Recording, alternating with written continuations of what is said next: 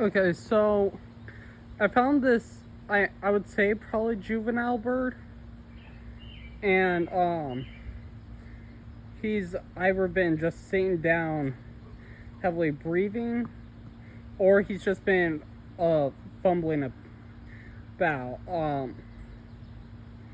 Doesn't I haven't tried picking him up because I have ornithobia and this is not my strong suit. Um, he seems to be able to walk at least a little bit. I'm not sure what to do. Some people said that he probably needs like a bit of sugar in his system, so to like use a patent, I think, or syringe.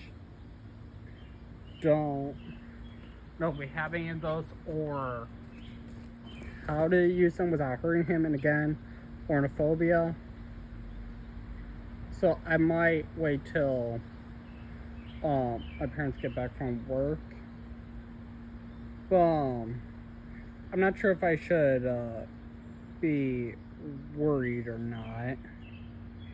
I'm not sure what to do.